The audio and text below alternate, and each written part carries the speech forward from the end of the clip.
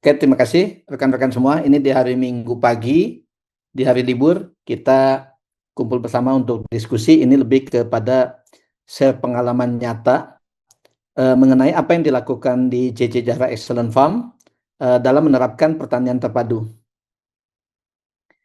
Saya sampaikan salam jumpa juga. Mungkin ada beberapa yang pernah bertemu langsung atau pernah berkomunikasi melalui online.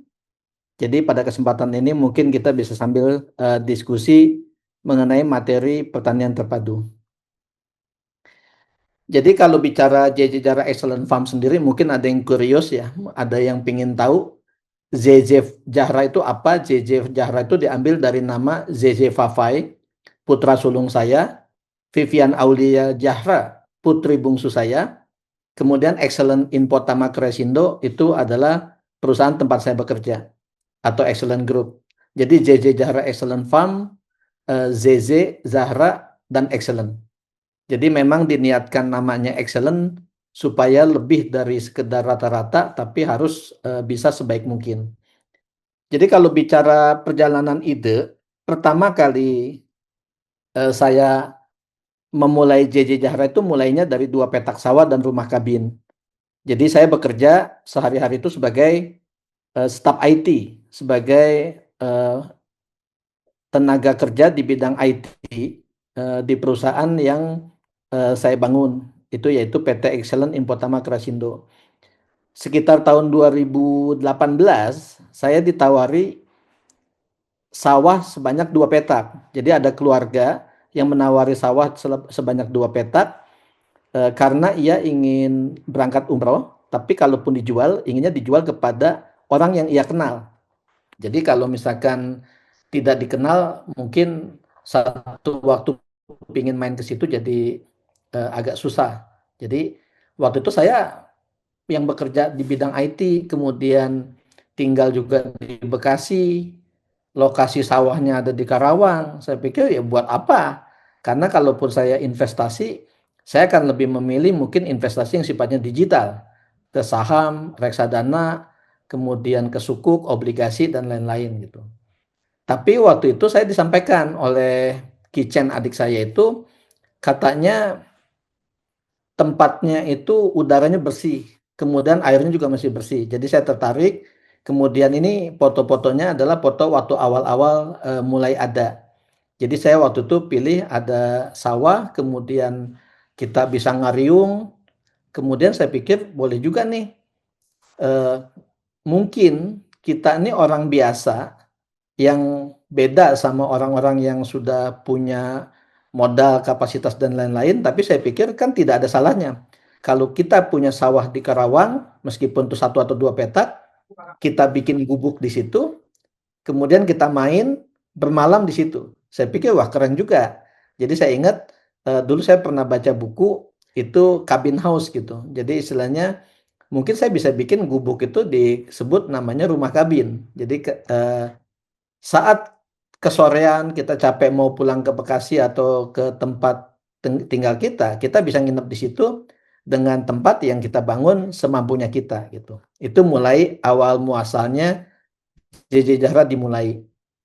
Kemudian saya mulai dari menanam sayuran, kemudian jagung, kemudian pepaya, tanam pisang.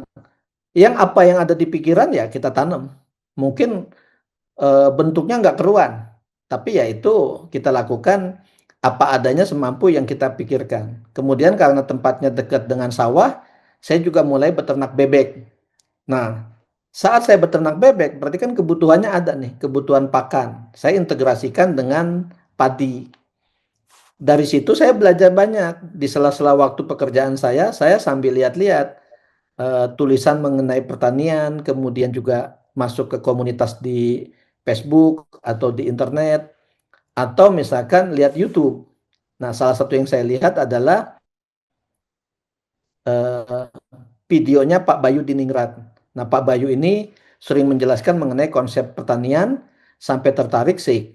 Sehingga pada saat ada kesempatan untuk bisa hadir, akhirnya saya berangkat. Jadi buat teman-teman yang di sini mungkin yang latar belakangnya alumni pelatihan BSM ya, Bayu Sehat Mandiri atau PTS, Petani Teman Sejati.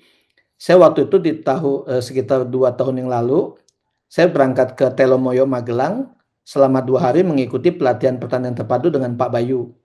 Kemudian dilanjut dengan ke Banyuwangi selama 5 hari untuk mengikuti pelatihan pertanian terpadu juga. Jadi saya angkatan A17 dan B11.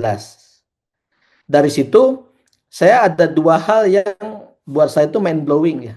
Buat saya pencerahan. Jadi yang pertama itu SOP, konsep SOP, dan yang kedua itu pertanian terpadu.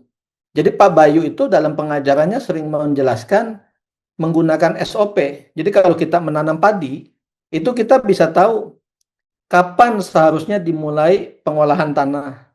Apa saja yang harus diberikan ke tanah untuk diolah. Jadi menggunakan pembedah tanah atau misalkan dekomposer untuk mengurai kondisi tanah. Setelah itu kapan kita semai benih? Kapan kita mulai tandur nih kalau bicara padi? Kapan mulai melakukan pemupukan pertama, pemupukan kedua? Kapan fase vegetatif, kapan fase generatif? Saat saat padi sudah mulai keluar buah, pupuk KCL-nya diberikan kapan? Itu sampai dengan panen. Jadi dari SOP ini jadi latar belakang, oh kalau bisa bicara SOP seperti ini, berarti satu saat ada pergantian sumber daya manusia ya, kita anggaplah punya petani, kalau petaninya ganti kita bisa kasih SOP itu harusnya cukup beberapa kali penjelasan dia bisa tahu. Jadi poin pertama itu yang saya dapatkan pembelajaran penting dari Pak Bayu adalah SOP. Yang kedua soal konsep pertanian terpadu. Dulu saya ada tanam terong, dapat banyak, jualnya susah. Saya tanam jagung, dimakan sendiri kebanyakan, dijual bingung. Kemudian saya juga tanam jagung tawar, jualnya outputnya kemana masih bingung. Nah, kemudian ditambah lagi misalkan saya pelihara kambing, kotorannya banyak, ganggu ke tetangga dan lain-lain. Ya karena itu nggak diintegrasikan. Karena itu tidak menggunakan skema integrasi atau terpadu.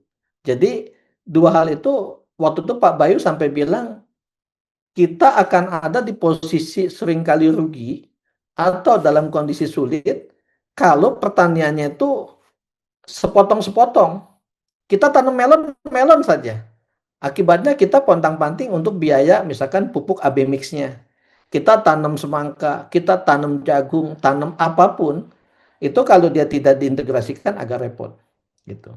Nah, kemudian saya ada kesempatan waktu itu waktu ngikuti kuliah Magister Management di Presiden University, saya juga ada kuliah di TUM Asia di Singapura. Nah, pada kesempatan itu saya ada kunjungan ke kantor Siemens. Di Siemens itu dia menerapkan perangkat IoT, Internet of Things. Jadi dia bisa ngedeteksi soal farming mapping, kemudian bagaimana misalkan pemberian pakan.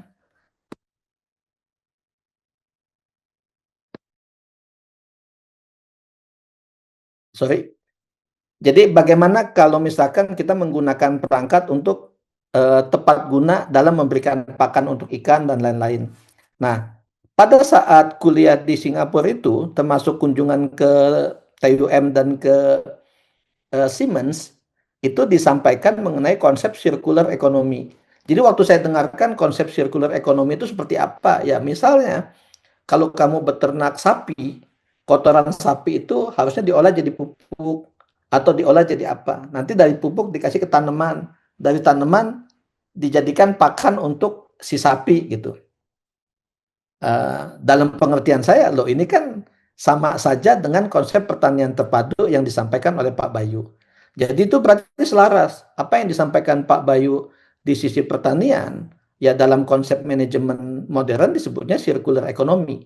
Ekonomi yang saling terkait dalam bentuk lingkaran ya, circular, supaya bisa sedikit sampah atau waste dari apa yang ada dari hasil pertanian kita.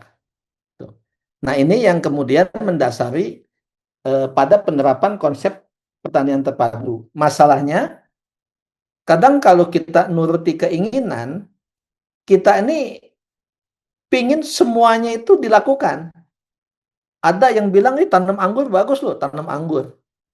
Ada yang lagi bilang, oh kalau alpukat lebih bagus, tanam alpukat. Kemudian tanam durian. Kita nggak perhatikan kadang, itu tempatnya cocok atau enggak. Kita nanam, oh katanya kalau tanam tanam terong tuh bagus loh. Ya kita tanam terong. Habis itu kita bingung alur penjualannya. Kalau kangkung lebih mudah. Itu cuma 21 hari dia bisa panen. Iya, begitu kita tanam banyak ya kita sampai kebingungan sendiri. Gitu. Nah, ZJ Zahra pun sama. Pernah ngalami kondisi-kondisi seperti itu. Jadi kita kadang invest terlalu banyak malah terbuang. Kita tanam banyak bingung jualnya. Kita lakukan, saya tanam jagung pakan, tapi yang saya pelihara kambing. Akibatnya nggak nyambung dia. Karena kan harusnya kalau dia kambing, temennya itu jagung manis. Supaya sisa tebonnya itu juga manis dan bisa diolah. Meskipun jagung pakan pun bisa, tapi kambing atau sapi lebih suka jagung manis. Gitu. Nah, kalau dilihat dari perjalanan JJ Jara, kalau kita mau mulai pertanian terpadu, itu ada beberapa tipsnya. Yang pertama itu mulai dari kebutuhan. Jadi buat kita nih kadang kan bingung mau mulai pertanian, nanti jualnya gimana kalau banyak? Ya sebaiknya mulai dulu dari kebutuhan kita. Contoh misalkan saya ini hipertensi, misalkan, atau saya ada kolesterol. Tanaman yang pertama yang saya tanam adalah tanaman obat. Ya, anggaplah kalau saya kasih contoh, satu seledri, dua kenikir. Ya. Jadi kalau dia diolah jadinya namanya teh selikir, seledri dan kenikir. Itu kalau dia diminum, itu bagus buat membersihkan darah, menurunkan tensi, sekaligus membersihkan ginjal. Jadi dapat dari mana ilmunya? Ya dapat dari pembelajaran waktu mengikuti pelatihan Pak Bayu. Dan itu sudah saya buktikan. Beberapa waktu yang lalu, saya habis minum yang seledri dan kenikir itu, batuk ginjalnya itu eh, turun dia. Sampai rontok gitu. Jadi istilahnya sempat ngalami sendiri setelah saya terapkan. Jadi kita mulai dulu dari tanaman obat. Apakah harus seledri dan kenikir? Ya, nggak mesti. Kita sakitnya apa disesuaikan dengan sakit itu. Karena artinya kalaupun kita nggak jual ya memang kita butuh itu kok. Contoh misalkan kita tanam katuk, kita tanam kelor, atau kita tanam yang lain. Itu yang sifatnya yang kita butuhkan. Bisa juga dari sayuran. Kalau kita tanam kangkung, tanam bayam, kita nggak pikir jual, toh kita memang butuh. Kita tanam cabai, kita tanam bawang, itu juga memang kebutuhan kita. Dari situ baru kita berangkat. Prosesnya pelan-pelan. Yang kedua, ini juga pembelajaran soal potensi daerah. Kebetulan kami lokasi ini di Batu Jaya Karawang, itu di bawah 10 mdpl, sekitar 6 sampai 8 mdpl. 6 atau 8 meter di atas permukaan laut. Kalau saya tanam durian di situ, itu kurang bagus. Kecuali duriannya cocok untuk dataran rendah dekat pantai. Kalau bicara yang cocok, itu biasanya satu padi, kedua itu tanaman-tanaman sayur seperti misalkan tanaman cabai atau bawang dan lain sebagainya. Jadi kalau misalkan seperti itu jangan paksakan tanam yang memang dia khusus untuk dataran tinggi.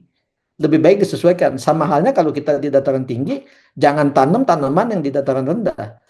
Meskipun bisa, akibatnya kita jadinya jadi gambling. Nah, kemudian lihat juga situasi sekitar. Waktu Pak Bayu Diningrat datang ke JJ Jara, beliau lihat itu karena itu banyak padi, berarti utamakan padi dulu. Titik awal pertanian terpadu, ambil dari situ. Berarti saya ambilnya dari padi. Padi integrasinya dengan apa? Satu dengan sapi, dua dengan bebek. Sapi untuk makan jeraminya, bebek untuk pengolahan makan dari hasil panen padi berupa dedak, berikut membersihkan gulma. Gitu. Itu dari posisi awal. Kemudian dilanjut lagi. Kalau kita udah sapi, dia keluar kotoran, kotorannya diolah oleh apa? Oleh cacing sutra atau oleh cacing tanah. Kemudian dijadikan pupuk, pupuknya balik lagi ke padi. Itu konsep-konsep yang awal kalau kita ingin mulai dari mana. Jadi kalau daripada kita invest banyak sekali, tanam sekaligus banyak, sambil kita sendiri kebingungan, Lebih baik kita lihat dulu potensi yang paling kuat tuh apa, dan bisa nggak sebelum kita ngomongin dijual, itu bisa nggak kita gunakan sendiri. Kemudian yang ketiga, jangan lupa kita bisa saja punya modal besar dilakukan. Ada tanah sekian hektar langsung ditanami semua. Giliran hasilnya ada, ya kita bingung dari sisi outputnya. Jadi lebih baik uji coba dulu secara terbatas. Di pengalaman JJ Jahra, salah satu yang kita uji coba pertama itu yang belum lama kita lakukan itu adalah uji coba satu tanam jagung tawar dan yang kedua tanam kacang hijau. Jadi kacang hijau ini waktu awal kami tanam di pinggir jalan, tempat kami jalan. Jadi karena kita pikir eh, kita tidak mau niatkan kacang hijau itu sebagai tanaman utama, karena dia buat nyuburin tanah sama ya iseng-iseng daripada tanahnya nggak ditanami, lebih baik kita tanami kacang hijau. Ternyata hasilnya bagus dan harga jual kacang tanah itu cukup tinggi dan banyak yang butuh. Jadi kacang hijau itu kalau di level petani sekitar 20.000 dan kalau dijual ecer tuh bisa sampai 30.000. Jadi lumayan. Karena dulu saya pikir gini, kacang hijau. Memangnya siapa orang yang mau tiap hari makan bubur kacang hijau gitu? Karena dalam pikiran saya kacang hijau hanya digunakan untuk bubur kacang hijau. Saya lupa kalau toge atau kecambah itu datangnya dari kacang hijau juga. Saya juga lupa kalau kita bicara kue-kue itu isiannya kebanyakan tuh kacang hijau gitu. Jadi dia bisa multi guna dari sisi itu yang sifatnya kecil. Kemudian pembelajaran yang berikutnya adalah jadikan satu siklus. Kadang kita banyak godaan kalau kita apalagi kalau ngerasa misalkan budgetnya ada, apa saja mau dilakukan saat bersamaan. Jadi sarannya itu dibikin satu siklus dulu. Kayak tadi misalkan ada padi, padi dengan sapi, dengan bebek, kemudian sapi ke cacing tanah dan cacing sutra, baru balik ke pengolahan pupuk, setelah itu balik ke sawah. Itu dipanjangkan. Kalau memang mau olah misalkan jadi biogas atau yang lain silakan. Dipanjangkan dulu, dibikin satu siklus tertutup. Baru habis itu kita perbanyak siklusnya atau kita boleh buat siklus yang baru lagi. Daripada kita ngejalanin sekaligus 2 atau 3 berbarengan tapi tidak saling terkait. Itu nanti konsentrasinya bisa eh, terlewat, kemudian juga secara biaya jadi terlalu mahal. Kemudian ini contoh misalkan kalau kita ingin mulai, kadang orang bilang ya kamu bicara mudah, modal ada bisa saja gitu. Padahal modal pun kita sifatnya cicilan menyisihkan dari pendapatan yang ada. Kemudian juga ada yang bilang oh, kalau semuanya serba ada sih gampang gitu. Ya kan mulainya kita nggak mesti dari besar. Kita mulai kalau misalkan lahannya nggak sampai 1 hektar, kita lahannya nggak sampai 100 meter, lahan yang ada kita miliki berapa banyak, pekarangan misalkan. Daripada jadi tanaman rumput ya lebih baik kita tanami dengan sayuran. Ini kita bisa mulai dari polybag, bisa pakai kebun kecil. Kalau di kota nggak bisa tanam apa nggak bisa pelihara ayam, kita bisa pelihara yang kira-kira bisa bisa dilakukan tanpa harus mengganggu yang lain. Dulu saya suka bercanda, kita di perumahan itu kan nggak mungkin pelihara kambing, sapi, atau misalkan ayam, karena bisa ganggu tetangga. Tapi kita bisa pelihara cacing tanah. Pertama, cacing tanah tuh nggak berisik, dia nggak kukuruyuk atau nggak nggak teriak-teriak gitu, nggak bunyi embe atau apa, gitu. Jadi nggak mengganggu. Yang kedua, cacing tanah tuh klop kalau kita tinggal di perumahan, karena kadang kita ada sisa makanan yang organik itu yang bisa diurai, ya udah masukkan ke dia nanti diolah sama dia, kita langsung dapat itu istilahnya setelah beberapa lama dapat kompos yang bisa menyuburkan tanaman kita. Ya, itu kita juga bisa sekaligus mengolah komposnya atau bikin kolam ikannya, ada istilah namanya budik damber, atau kita pelihara dalam jumlah terbatas, itu dilakukan. Selain di kebun yang ada di Kerawang atau di sawah, saya juga di atap rumah di Bekasi itu ada tanam kangkung, tanam bayam, cabai, bawang, dan lain-lain. Jadi kalau bawang misalkan, anggaplah waktu saya ke Bandung di rumah tempat kontrakan putra sulung saya, yaitu saya tanam bawang, tanam bayam, kangkung, kalau satu saat butuh mendingan ngambil dari situ. Karena kita bisa jamin kebersihannya, sama kita jamin juga kualitasnya. Seperti itu.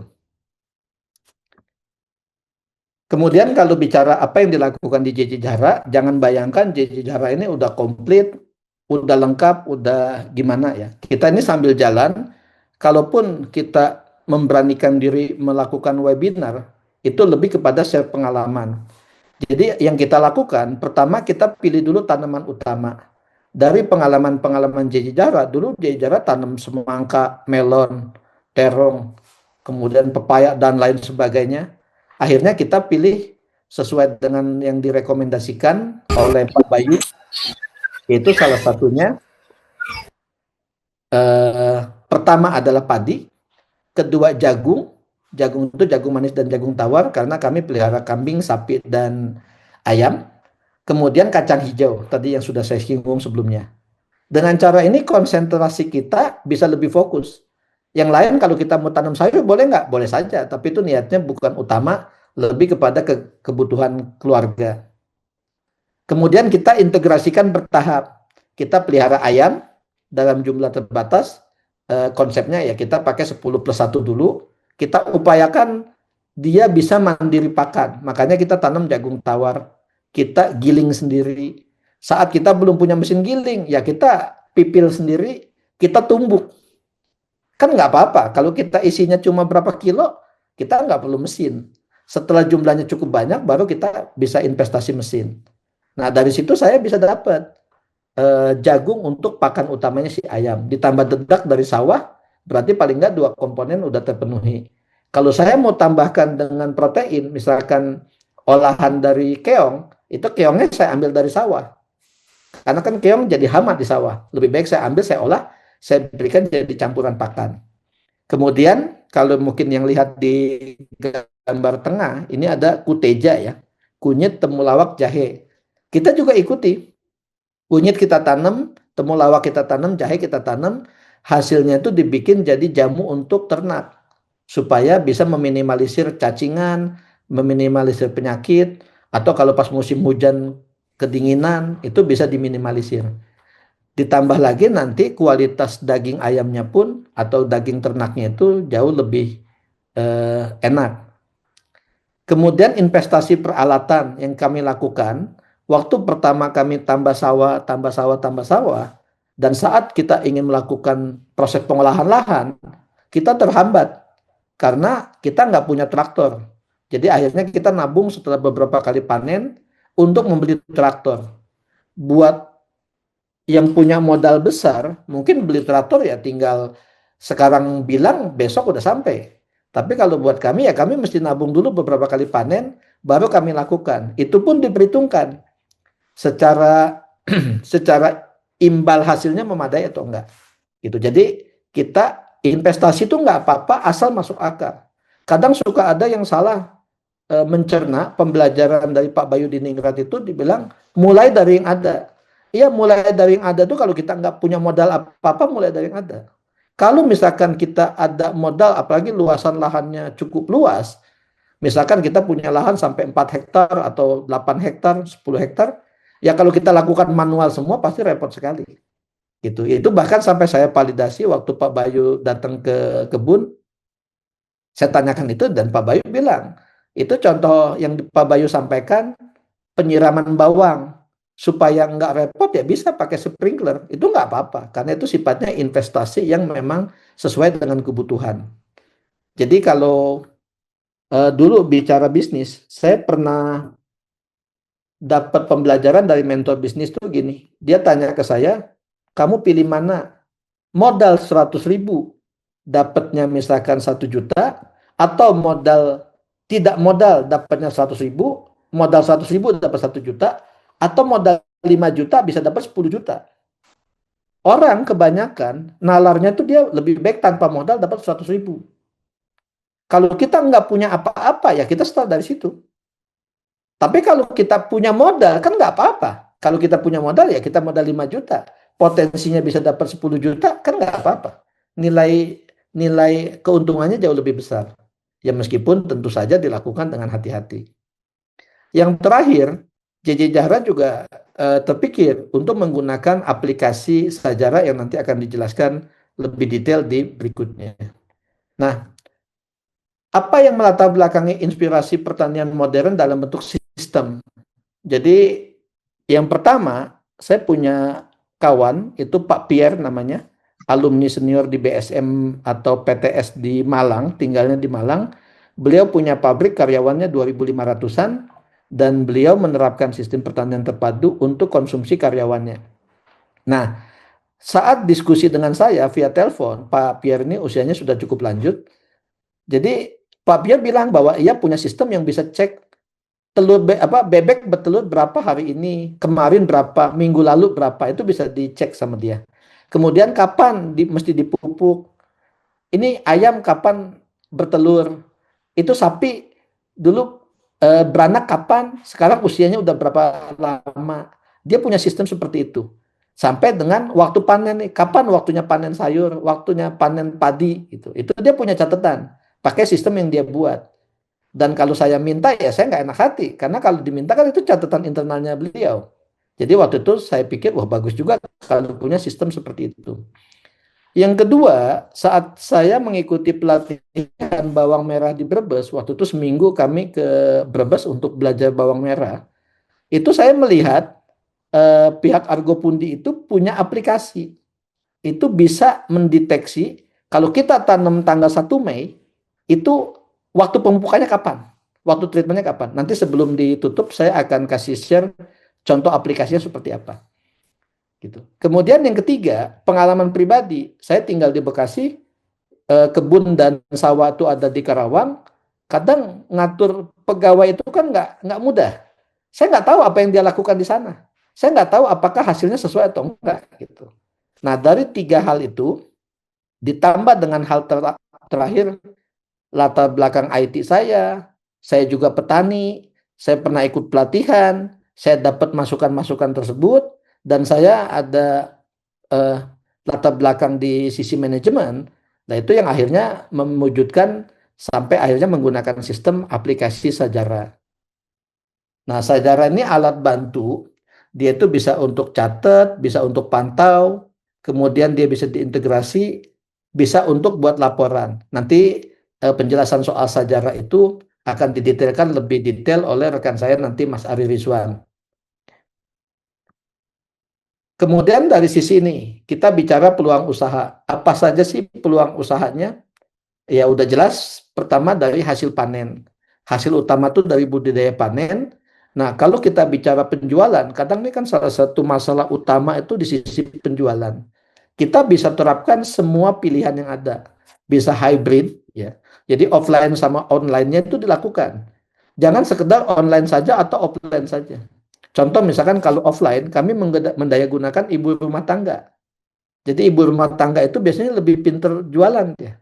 Saat kami panen jagung manis, itu nggak butuh waktu lama, hanya butuh sekitar 3 hari sampai maksimal seminggu. Itu satu kebun tuh bisa selesai didistribusikan oleh ibu rumah tangga. Jadi ibu rumah tangga itu kita kasih harga khusus ke dia, misalkan anggaplah kalau dijual eceran antara 7 sampai 10 ribu per kilo, kita jual ke dia misalkan di angka 5 ribu atau di angka berapa yang kita tentukan. Jadi masing-masing pihak itu bisa dapat keuntungan. Kemudian kita juga bisa jual online. Kadang kita menyepelekan online, padahal online itu orang bisa jual apa saja. Bibit pisang saja itu bisa dijual. Bonggol pisang saja bisa dijual. Bahkan daun sirsak itu bisa dijual.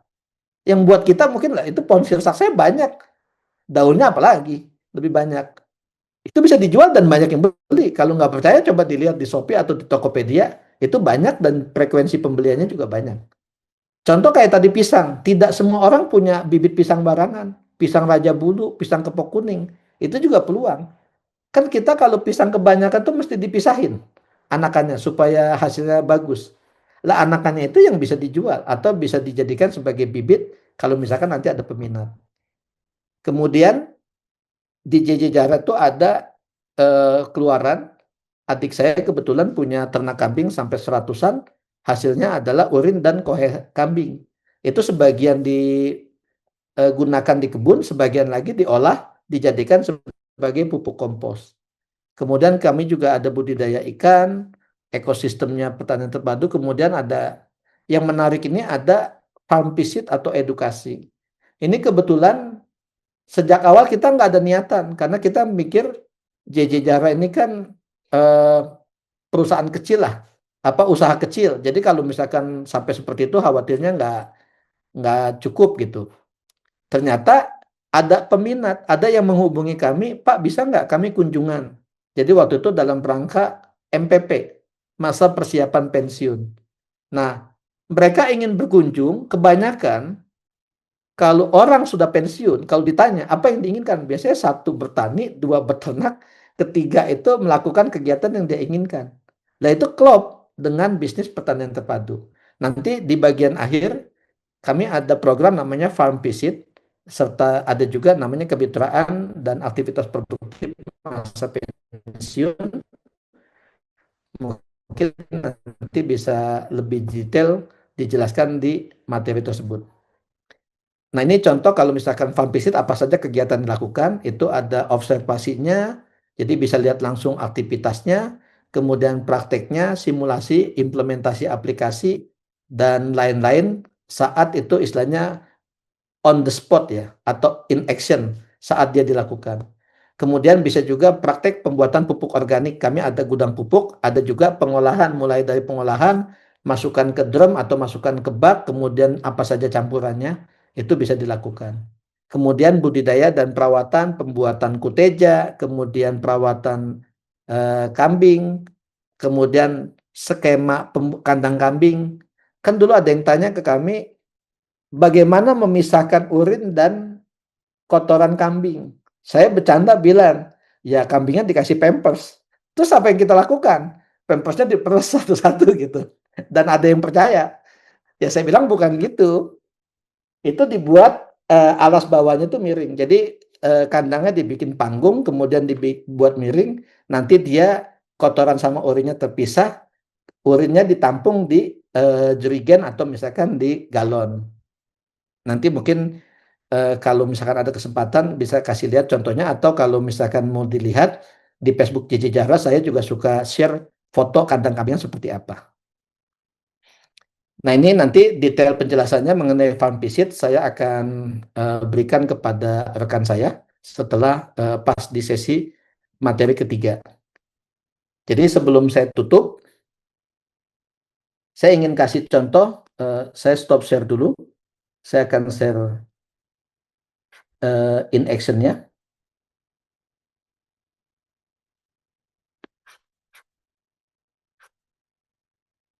Ini adalah contoh aplikasi. Waktu itu saya minta ke, waktu itu saya dikasihnya Excel, tapi Excelnya Excel yang berupa print atau udah berupa PDF, bukan dikasih Excel tapi berupa print dan PDF. Jadi saya kepingin dapat sebenarnya Excelnya karena saya butuh datanya itu seperti apa. Tapi karena nggak dikasih, kebetulan latar belakang saya di IT, akhirnya saya buat sistem. Di sini nih ada dashboard waktu itu buat tanam bawang. Jadi ada kalkulator pemupukan, pestisida, nutrisi. Ini kebetulan memang bukan organik, ini pakai kimia. Contoh misalkan saya tanam dengan nomor batch sekian, tanggal tanamnya misalkan saya tanggal 6,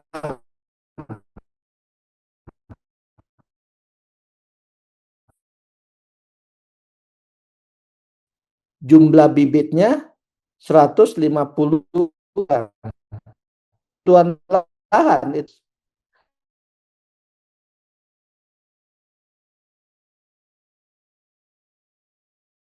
dan belum Juni pemupukan kedua tanggal 26. Pada saat pemupukan satu, saya akan butuh namanya Biosoil Grow Booster 0,6 kilo. NPK sorry 0,6 liter. NPK Ponska 18 kilo. Pada saat pupuk dasar tanggal 1, saya butuh 150 kilogram kompos. Kalau saya jumlah bibitnya 1 ton, di sini juga akan menyesuaikan. Ini adalah konsep dasar yang buat saya, wah ini yang diperlukan. Dengan cara gini kan saya nggak tebak-tebakan. Nggak tebak-tebak buah manggis. Nggak tebak-tebak kapan mupuk. Oh saya kelupaan pupuk. Atau apa, jumlahnya juga tebak-tebakan.